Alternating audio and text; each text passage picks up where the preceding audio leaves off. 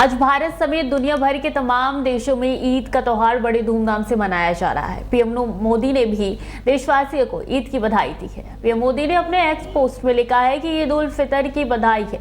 यह त्योहार हमारे समाज में आशा, सद्भाव और दयालुता की भावना को बढ़ाए। आपके सभी प्रयासों में खुशी और सफलता मिले। ईद मुबारक। रमजान के पाक महीने के बाद ईद उल फितर मनाई जाती है। ये मुसलमानों के लिए एक खास दिन होता है। देश में ईद का चांद रविवार को दिखाई दिया है, जिसके बाद सोमवार को ईद का पर्व धूमधाम से मनाया जा रहा है। उत्तर प्रदेश के सीएम योगी आदित्यनाथ ने भी सोमवार को प्रदेशवासियों को ईद की बधाई देते हुए कहा है कि इस पर्व पर सभी को सद्भाव और सामाजिक सौहार्द को और सुदृढ़ करने का संकल्प लेना चाहिए। मुख्यमंत्री कार्यालय ने सोशल मीडिया मंच एक्स पर लिखा है कि मुख्यमंत्री योगी आदित्यनाथ ने ईद उल फितर के अवसर पर प्रदेशवासियों को हार्दिक बधाइयां और शुभकामनाएं दी हैं। कार्यालय ने लिखा है कि मुख्यमंत्री ने कहा है कि ईद उल फितर का त्योहार खुशी और मेल मिलाप का संदेश लेकर आता है। खुशियों का यह त्योहार सामाजिक एकता को मजबूत करने के साथ ही आपसी भाईचारे की भावना को बढ़ाता है। ये पर्व अमन, चैन और सौहार्द का संदेश देता है। मुख्यमंत्री ने लोगों से इस पर्व पर सद्भाव और सामाजिक सौहार्द को और सुदृढ़ करने का संकल्प लेने का आग्रह किया है। रविवार को दिल्ली में ईद उल फितर का चांद दिखाई देने के बाद सोमवार यानी 31 मार्च 2024 को पूरे देश में ये पर्व धूमधाम से मनाया जा रहा है। देश के प्रमुख शहरों में मुसलमान भाई अपने अपने इलाकों की मस्जिदों और ईदगाहों में एकत्रित हो रहे हैं और ईद की विशेष नमाज अदा की जा रही है। इस दौरान मध्य प्रदेश की राजधानी भोपाल में नमाजियों का विरोध देखने को मिला। भोपाल में लोग हाथों में काली पट्टी बांधकर ईद की नमाज पढ़ने पहुंचे। All India Muslim personal law board ने वक्फ बोर्ड संशोधन बिल के सांकेतिक विरोध के लिए नमाज के दौरान हाथों में काली पट्टी बांधने का आह्वान किया था। यही कारण है कि बच्चों से लेकर बूढ़े तक काली पट्टी पहनकर नमाज अदा करने पहुंचे हैं। वक्फ बिल को लेकर देश भर में कई जगहों पर विरोध देखने को मिल रहा है। तमाम इस्लामिक संगठन इस बिल का विरोध करते हुए नजर आ रही हैं। राजधानी भोपाल में रमजान की आखिरी नमाज के दौरान भी वक्फ बिल का विरोध देखने को मिला। इस नमाज में बड़ी संख्या में बच्चे भी शामिल थे। इनके हाथों में काली पट्टी और प्रोटेक्ट फिलिस्तीन के बैनर, पोस्टर भी थे। बोर्ड का कहना है कि अगर ये बिल पारित हो गया तो मस्जिद, दरगाह, मदरसे, कब्रिस्तान और अन्य संस्थान उनके हाथों में चले जाएंगे। नए बिल के अनुसार जमीन पर दावा करने वाला ट्रिब्यूनल के अलावा रेवेन्यू कोर्ट, सिविल कोर्ट या हाई कोर्ट में अपील कर सकेगा। अब वक्फ ट्रिब्यूनल के फैसले के खिलाफ हाई कोर्ट में अपील की जा सकती है। जब तक किसी ने वक्फ को दान में जमीन नहीं दी हो, उस पर भले ही मस्जिद बनी हो, पर वक्फ की संपत्ति नहीं होगी। वक्फ बोर्ड में 2 महिलाओं और अन्य धर्म के 2 सदस्यों को एंट्री मिलेगी। इन्हीं सब बदलाव का विरोध किया जा रहा है।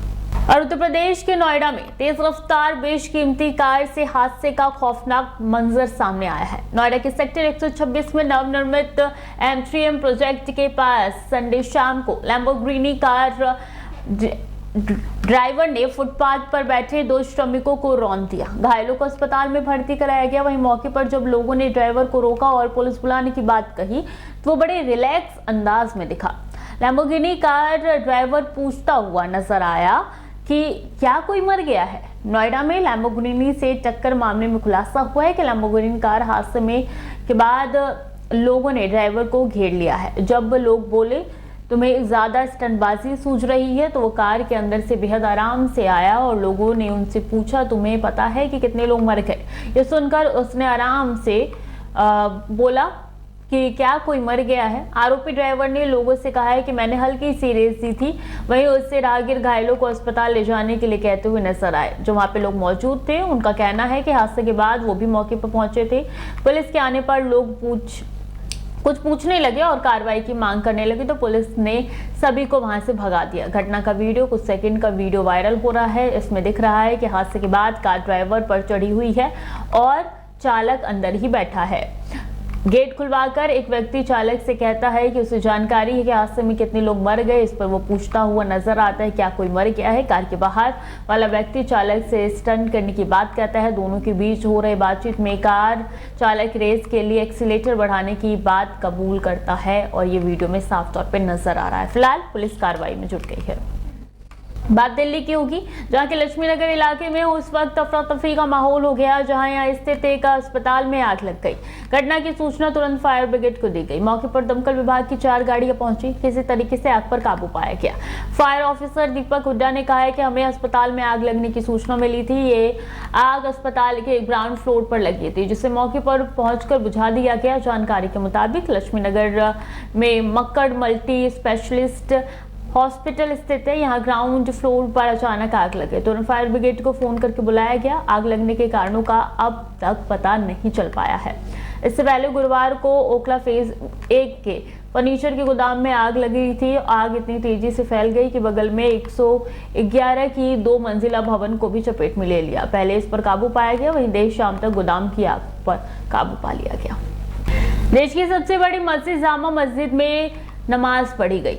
ईद के अवसर पर यह नमाज पढ़ी गई। हजारों नमाजियों ने सुबह सुबह अदा करी नमाज। त्योहार के मद्देनजर दिल्ली पुलिस और अर्धसैनिक बलों की टुकड़ियां तैनात चप्पे चप्पे पर नजर आई और ऐसे में ये तस्वीर निकल के सामने आ रही है। देश की सबसे बड़ी मस्जिद में बता दें कि ईद का त्योहार है और ऐसे में कोई माहौल ना बिगड़े, इसलिए पुलिस बल सुबह से ही तैनात है। और न सिर्फ पुलिस बल बल्कि दंगा नियंत्रण वाहन भी देखो तस्वीर में नजर आ रहे हैं। देखिए किस तरीके से तैनात है, ताकि कोई भी स्थिति अगर बिगड़े तो तुरंत उस पे काम किया जाए, तुरंत उस पे काबू पाया जाए और इसलिए ईद का त्योहार शांति से बीत जाए। पुलिस प्रशासन भी लगातार पहले से ही अलर्ट नजर आ रही है। फिलहाल ये खूबसूरती आपको जामा मस्जिद की दिखा रहे हैं कि किस तरीके से यहाँ पे तमाम नमाजी नमाज अदा करने के लिए पहुंच रहे हैं और ईद का त्योहार बड़े खुशहाल तरीके से मनाने के लिए जामा मस्जिद में जा रहे हैं। फिलहाल ये तस्वीरें बताती है कि किस तरीके से खुशी और पावन पर्व ये ईद का